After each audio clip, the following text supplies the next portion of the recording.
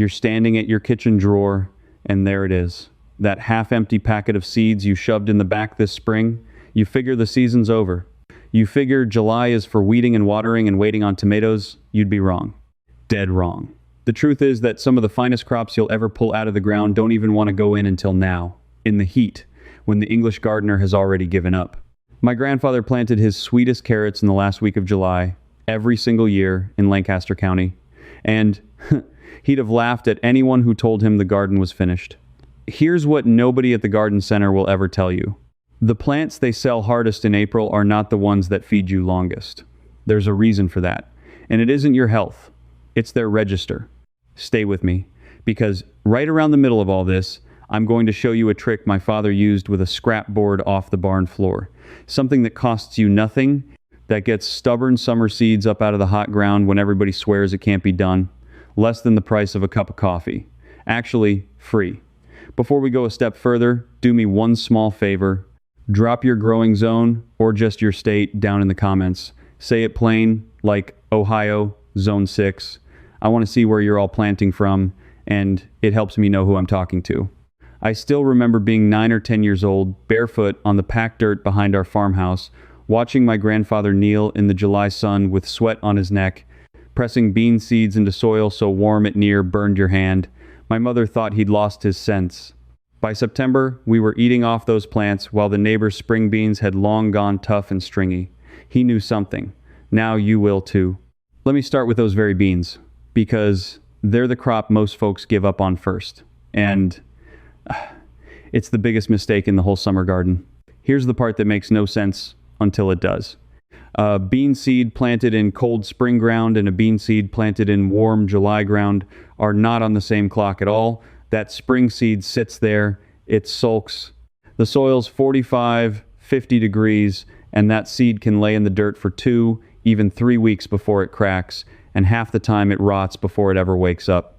But drop a bush bean into soil that's 75, 80 degrees and it comes up in 4 days. 4 days. I've counted them morning after morning on my knees in that garden. Why does that matter to you standing in your kitchen in July? Because a bush bean only needs about 50 to 55 days from seed to a full picking. Count that out from the last week of July, and you're eating fresh beans in the middle of September right up until your first frost. My family called these the second beans, and they were always the ones we actually put up for winter, because a bean that fills out in the cooling days of early fall is more tender than one that ripened in the beating heat of July. The science behind it is simple enough that a child can hold it. A bean plant is a little factory, and its 2 rules are warmth and daylight. In July, you've got both in abundance, so the plant never stalls. It doesn't waste a week shivering. Cornell's extension people have measured this out plain as day. Bean seed germination near 50 degrees can take 14 to 16 days with heavy losses, but up around 77 degrees, it drops to under a week, with almost every seed taking. My grandfather didn't have a thermometer stuck in the ground. He had the back of his hand and 80 years of knowing. The number just tells you what he already lived. Now, here's what to actually do, because I don't want to just talk. Take a bush variety, not a pole bean, for July. Pole beans want the long haul, but a bush bean is a sprinter, and a sprinter is exactly what you need with fall coming.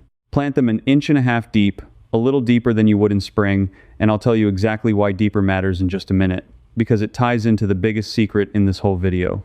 Space them 3-4 inches apart. Water them in good the first week, because that's the only truly fragile stretch. And here's the thing to avoid. The thing that kills more July beans than any bug or blight: do not let that top inch of soil bake dry and crust over in the first 3 days. That crust is a locked door. The seed's got the strength to push up through soft soil, not through a dried clay lid. And here's a gift the beans give you that no store-bought fertilizer ever will. Those roots pull nitrogen straight out of the air and pack it into little nodules in the ground, feeding your soil while they feed you. My people rotated beans through a plot precisely because the ground was richer after them than before. So, the very crop that feeds your family in September is quietly fixing the soil for whatever you plant next spring, for free, while the man at the store is trying to sell you a $40 bag of something to do the same job worse. But beans are the easy sell. Anybody can get excited about beans.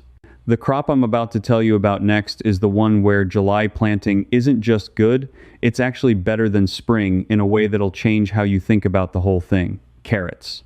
Now, most folks who've tried carrots have a sad story about it. Little forked stubs, half the row never came up, woody, bitter, or split down the middle. And they blame themselves? Or they blame the seed? It's neither. It's the timing. And it's one hard truth about the carrot nobody explains. Here's the paradox that had me puzzled as a boy. A carrot seed is one of the hardest things in the whole garden to sprout, but a carrot root is one of the easiest things to grow well. Two completely different problems. Get the seed up, and the rest nearly takes care of itself. Most people lose the entire battle in the first 10 days and never even know it. Let me tell you what's really going on down in that soil. A carrot seed is tiny, near dust, and it will only sprout when the ground stays steadily moist for 1 to 3 weeks. Steadily, not wet Monday and bone dry Thursday. And here's the piece that turns spring planting into a heartbreak.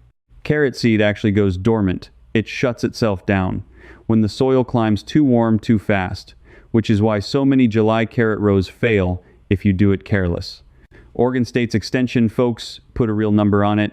Carrot germination falls off hard once soil crosses about 85 degrees and drops toward nothing when it gets much hotter. So you're thinking, well then, July is the worst time of all. That's exactly what the seed companies would have you believe. But my grandfather planted his best carrots at the end of July on purpose, and the reason is the eating. A carrot that matures in the cool of fall, that catches 2 or 3 light frosts before you pull it, is a different vegetable than a summer carrot. When the cold comes, the plant does something clever. It starts converting its stored starch into sugar, using that sugar like antifreeze to protect its own cells from the cold. That's not a folktale. That's plain plant chemistry, and you can taste it on your tongue. A frosted fall carrot is candy compared to a spring one. We used to leave them right in the ground under a heavy blanket of straw and dig them through December, sweeter every week. A summer-grown carrot can't do that. It came up in the heat, it matured in the heat, and it went woody and bitter trying. So here's how you win the seed battle in July heat, and this is the exact method. Sow your seed a touch shallower than the packet says, 1/4 inch, no more, because that seed is weak and small. Then water lightly every single day, sometimes twice on a scorcher, just enough to keep that top layer dark and damp, never soaked. And here's the old trick before the big trick. My grandmother would lay a wet burlap sack right over the carrot row and pull it off the moment the first green thread showed, usually 8 to 12 days out. That sack held the moisture and shaded the soil, keeping it below that 85-degree wall that shuts the seed down. Check under it every morning. The second you see green, that sack comes off and the sun comes in. Space doesn't matter much at sowing. You'll thin later, but do thin them, cruel as it feels, to about 2 inches apart, or you'll get those tangled forked runts. And loose soil, always loose soil, at least 8 or 10 inches deep, worked fine and free of stones, because a carrot root will fork and twist around every pebble it meets. My father ran his hands through that carrot bed and picked out stones like he was reading it blind.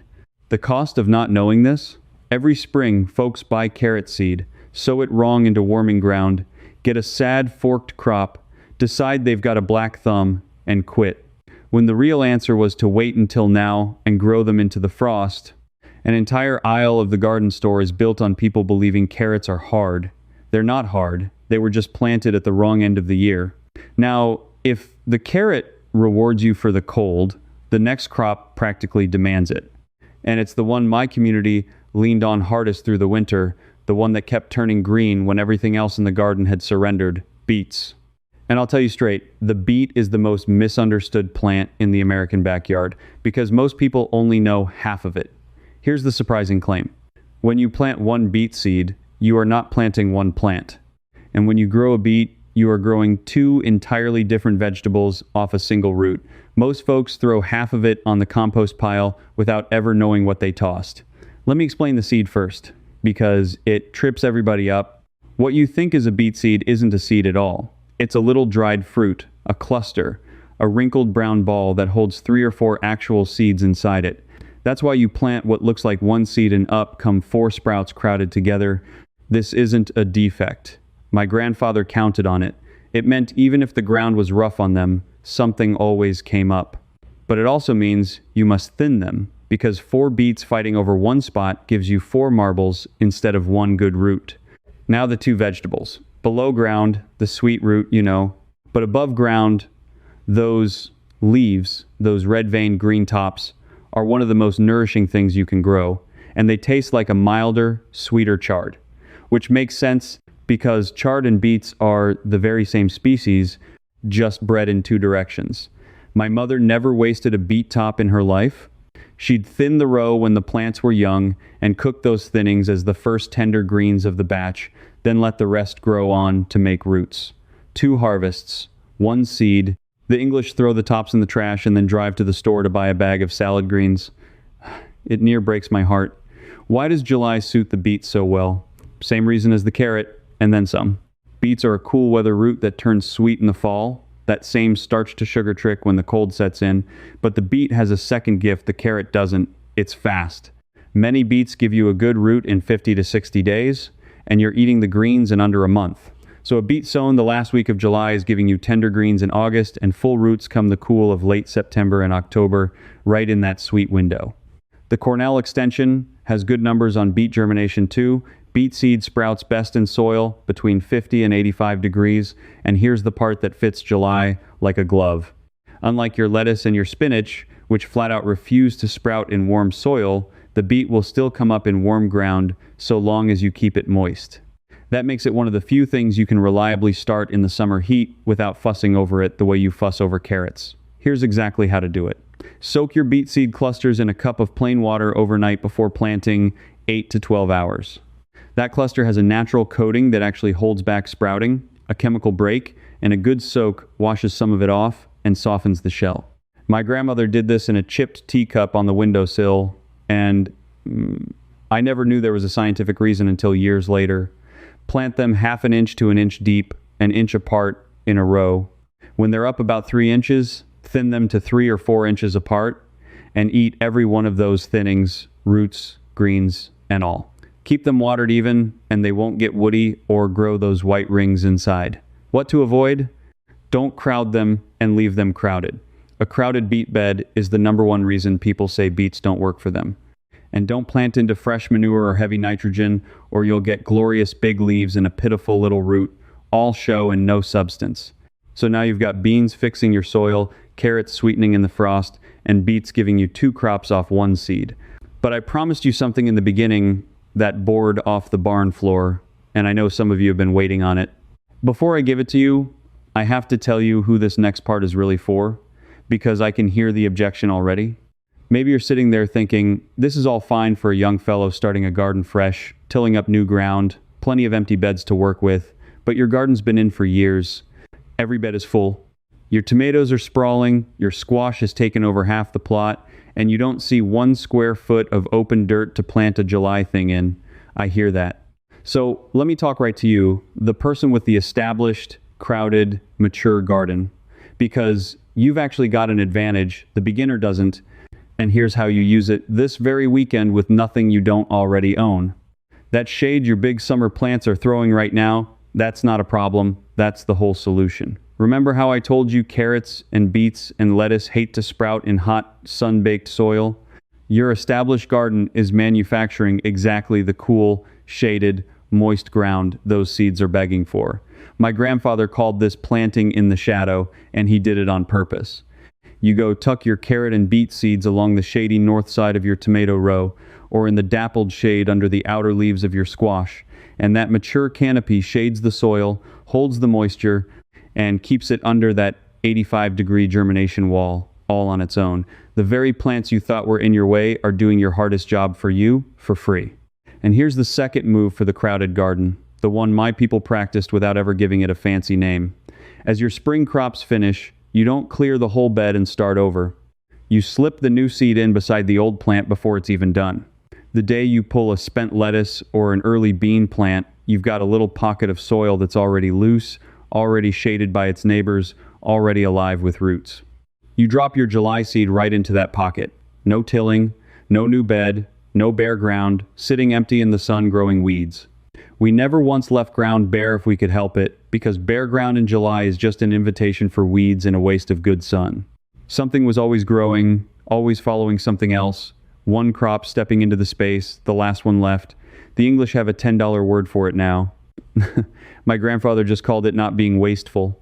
So don't you dare tell me your garden's too full. A full garden in July is the best nursery you've got. Before I hand you that board trick, let me stop right here, because everything I'm teaching you about beating the July heat is worth putting somewhere you can hold on to. You've been kneeling in that hot dirt all summer, fighting the crust, fighting the weeds that creep into every bare patch, watching good money walk out the door on bags and gadgets that never quite fixed it. That's the same fight my whole collection was built to end. The Complete Garden Field Edition gathers every one of these plain answers into one system you can keep on the shelf. The Garden Blueprint gives you the root-level weed protocol that kills them down to the root instead of just burning the leaves, so those bare July pockets stop coming back. The Harvest Blueprint takes you deeper into the advanced weed and pest control that goes beyond vinegar and guesswork, and the Complete Field Edition ties it all together with a 30, 60, 90-day seasonal calendar, so you always know what goes in the ground and when. Every volume stands on its own, and together they cover the whole yard with household materials that are safe for kids, pets, and your patients. And here's a test you can run tonight for nothing. Take one weed out in your yard, snip the leaves off, and leave the root. Watch how fast it comes right back within the week. That's the exact mistake the books fix, and you'll see it prove itself before the weekend's out. The fastest way to get the books is to scan the QR code right there on your screen, or go to the link in the description or the pinned comment. And this matters right now, because the fall planting season is opening up in front of you, and knowing what to do with each bed each week is what turns a good July into a full pantry come winter. Now, let me give you that board trick, because it's the thing that makes all of this actually work in the heat, and it's the piece almost nobody knows anymore. Here's the whole problem with July planting in one sentence. The hardest part of summer sowing isn't growing the plant, it's getting the seed to come up at all before the sun bakes the top of the soil into a dry, cracked crust that the sprout can't push through and the water can't soak into. That crust has killed more July gardens than every pest combined. You water, the sun cooks it dry in an hour, a hard skin forms, and underneath it, your seeds either can't get moisture or can't break through. That's the wall. Now here's how my father knocked it down with a piece of wood. You take a plain board, an old 1x6, a length of scrap lumber, a piece off a busted pallet, doesn't matter, whatever's leaning against your shed right now. After you sow your seed row and water it well, you lay that board flat right down on top of the row, right on the soil, covering the seeds, and you walk away. Now here's what's happening under that board, and it's beautiful in its simplicity. The board blocks the sun completely, so the soil underneath stays cool, 20, even 30 degrees cooler than the baking bare ground beside it, staying comfortably under that germination wall. And because the sun can't reach it, the moisture you watered in can't evaporate away, it stays dark and damp and steady under there, exactly the one condition every seed in this video is starving for. That board turns a hostile July surface into the mild, moist spring day the seed thinks it's waiting for. No crust ever forms because the sun never touches the dirt. And here's the discipline, the one rule you cannot break. You have to check under that board every single morning, first thing, and the very moment you see the first pale sprouts breaking, the board comes off that instant. Because those sprouts down there are coming up white and reaching, they've had no light, and if you leave that board on even one day too long, they'll grow leggy and weak, reaching for a sun that isn't there, or cook the moment you finally uncover them. Off it comes at first green, and those sprouts green up and toughen in a day. For big flat seeds like beans, some folks just barely raise the board on two little stones so the sprouts have a hair of room, but for carrots and beets, flat on the ground and watched close is the way. This isn't something I read in a clever new gardening book. The old market growers in this country used boards over their seed rows more than 100 years ago, back in the 1800s, before anybody was selling you a plastic germination dome or a heated mat or a shade cloth kit for $35. They knew a board did the job. Then the whole thing got forgotten by the outside world, buried under a catalog full of gadgets, because you cannot sell a man a scrap of wood he already owns. But my people never stopped using it, because we never had a reason to buy the replacement. The knowledge just quietly kept living in the plain community while the English paid good money to relearn it one product at a time. Think on that for a second. Every summer, folks who can't get their seeds up in the heat go buy shade cloth, germination domes, seed starting mats, moisture crystals, special coated seed that costs triple.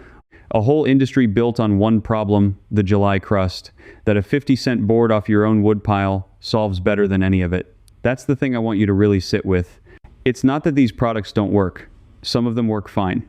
It's that you never needed them, and somebody has spent a great deal of money making sure you forgot the free answer your great-grandparents used. Now that you can get anything up in the heat, let me give you the fourth crop, and this one is the workhorse. The crop that carried my family straight through the winter and asks almost nothing of you. Kale and its cousin collards, and the claim here is a bold one, but I'll stand on it. There is no vegetable that pays you back more for a July planting than fall greens, and there's no vegetable more improved by the very thing that kills every other plant in your garden. Here's the paradox that makes kale almost magic. Frost, the killer of tomatoes and beans and squash, the thing every gardener dreads, is the best thing that ever happens to a kale plant. A hard frost that flattens your whole garden will make your kale taste better the next morning. I've walked out to a garden white and stiff with frost, everything else slumped and dead, and there stood the kale, dark and strong, sweeter than the day before. The reason is that same antifreeze trick, but kale does it better than anything else on earth. When the cold hits, the kale plant floods its leaves with sugar to keep the water in its cells from freezing solid and bursting. That sugar is a survival tool for the plant, but on your tongue, it's pure sweetness. A summer kale leaf is bitter and tough. A frosted November kale leaf is sweet and tender, and I mean that plainly. It's why my mother wouldn't even bother cutting kale until after the first good frost. She said it wasn't worth eating till the cold had been at it. Why July? Because kale and collards need those 70 or so days to grow into big, strong plants before the deep cold, and you want them full-sized and established right as the frosts begin, so they can stand out there and feed you for months. A kale plant sown in late July is a mature, frost-sweetened powerhouse by October, and it will keep standing and keep giving through hard freezes, often right into December and January, depending on where you are. In the milder parts of the country, folks pick kale and collards straight through the whole winter. It's the last thing green when everything else is gone. The land-grant folks have documented what old growers always knew, that kale and collards not only tolerate frost, but sweeten with it, with the sugar rising measurably after the plant's been through a hard chill. Down south, collard greens after the first frost are a tradition older than any of us, and it's the same chemistry. The cold makes the sugar. Here's exactly how. Sow kale or collard seed 1/4 to a 1/2 inch deep, and use that board trick to get them up in the July heat, because they're a cool weather plant and their seed will drag its feet in hot, dry soil just like the rest. Once they're up, thin kale to about 1 foot apart and collards a bit more, 18 inches, because collards grow into big plants. Keep them watered while it's hot, and here's the one pest to watch, the little green cabbage worms that chew holes in the leaves. My grandmother's answer cost nothing. She'd dust the leaves with a bit of flour in the cool of the morning when the dew was on, and hand-pick the worms she found. And the beautiful thing is that come fall, when the frost arrives, most of those pests die off and leave your sweetened greens alone. And harvest them right, because this is where folks waste the plant. You don't cut the whole thing down, you pick the lower, outer leaves, the biggest ones, and leave the growing center alone. That center keeps making new leaves for months. My father called kale a cut-and-come-again crop, and one row of it, picked the outer leaves at a time, will feed you far longer than any head of lettuce that's gone the moment you cut it. So that's 4. Beans for your soil and your September table, carrots that turn to candy in the cold, beets that give you 2 crops off 1 seed, kale that laughs at the frost. But there's a 5th, and I saved it for last because it's the fastest of them all, the one you can plant latest, the rescue crop when you think you've truly run out of time. Turnips and their sharp cousin, the daikon radish. Now hold on before you wrinkle your nose, because if the only turnip you've had was a big woolly softball-sized one from the store, boiled to mush, you've never actually had a turnip. A young, fall-grown turnip, pulled small at the size of a golf ball, sweet and crisp and mild, is a different thing entirely. Here's the claim that makes the turnip the secret weapon of the late garden. It's the fastest full meal you can grow. A turnip gives you eatable greens in about a month and a good root in around 50 days. And here's the 2 crops in 1 gift again. The tops, the turnip greens, are a southern staple worth more than the root to a lot of folks, and they come ready weeks before the root does.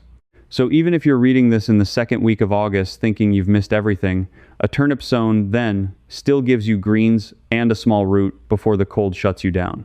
And the daikon, that long white radish, has a trick that has nothing to do with eating at all, though it's fine eating. My grandfather planted daikon radish in the fall precisely to fix his soil. That long, thick root drives straight down through packed, hard pan ground like a living drill, sometimes a foot deep or more. Then, if you leave some in the ground over winter, the cold kills them and they rot away. And where that fat root was, you're left with a deep channel, softened, opened up soil, full of air and old root matter, ready for spring planting. The English pay for a service to break up their compacted soil now. They've got a name for it, a cover crop, and they sell you a bag of it. My people just called it planting radishes and letting winter do the work. The frost breaks the root down for free, and the earth is looser come spring than any tiller could make it. The science is plain. The turnip and the daikon are in the same tough family as kale and cabbage, so they sprout fast in warm soil and grow hard into the cold, sweetening with frost the same way. Their seed is bigger and stronger than a carrot's, so it comes up easy, often in 3 to 5 days in warm July ground, which is why it's the one you reach for when you're late. And because the root grows so fast, it outruns most of the trouble a slower crop would meet. Here's the how. Sow turnip or daikon seed a ½ inch deep. Turnips you thin to 4 inches for good roots. Daikon you give more room, 6 inches, because those roots get long and fat. Keep them watered and they'll be mild and sweet. Let them go dry and stressed and they'll turn hot and pithy. For eating, pull your turnips young and small. Don't wait for the giant softball, because small and young is where the sweetness is. And leave a good stretch of daikon in the ground on purpose, unharvested, right where your soil is hardest and most packed, and let the winter do to it what I described. Come April, you'll dig there and find the softest earth in your whole garden. So there they are, the 5 the outside world walks away from every July, and I want you to notice the thread running through every one of them, because it's the thing the seed catalog will never print on the packet. Every single one of these crops is made better by the cold that's coming, not worse. The beans finish tender in the cooling air. The carrots, the beets, the kale, the turnips all turn their starch to sugar against the frost and hand you the sweetness as a gift. The whole back half of the year, the part everybody treats as the garden dying, is actually the season these plants have been waiting for. My grandfather didn't see fall as the end of the garden. He saw July as the beginning of the best of it. And here's what I hope you take from an old man passing down what his people never let go of. You were never behind, you were never out of time. And you never needed the dome, or the mat, or the shade cloth, or the coated seed, or the bag of cover crop with the fancy name. You needed a scrap board, a cup of water on the windowsill, a packet of seed from the back of your drawer, and the knowing. That's all we ever had, and it fed families through winters harder than any you or I will see. The industry needs you to believe the season's over so they can sell you next spring. The ground knows better. It's just getting started. You're the kind of person who'd rather use what you already own than be sold what you never needed. That's the whole reason you're still here with me. So don't keep this to yourself, and don't just take it in and move on. Tell me down in the comments, like I asked at the start, your state and your zone so I know who's planting alongside me this July, and then tell me one more thing. Tell me which of these 5 you're going to put in the ground this weekend. The beans, the carrots, the beets, the kale, or the turnips. Just type the word, I read them, and I answer. If you want more of the old ways, the plain answers the outside world paid to forget and is only now catching back up to, then come along and subscribe, because this isn't a channel so much as a table full of folks remembering what was nearly lost. Next time, I'm going to show you the one thing my grandfather buried in the bottom of every fall planting hole, a single handful of something free that he swore made the difference between a root that stored till spring and one that rotted by Christmas. I'll be waiting for you there. I hope you'll stay with me a moment longer. This video gave you the overview, but inside the Amish field circle, I share the full guide, picking up right where we just stopped. You can ask me your own growing question and I answer you myself, not some machine. And you won't be alone. You belong here with us. Just point your phone's camera at the code on screen. Cancel anytime. I'm Eli. Come join me. If this helped you plan your garden, why not subscribe and stay with me? I've got plenty more simple growing tips right here to guide you through every season, one step at a time.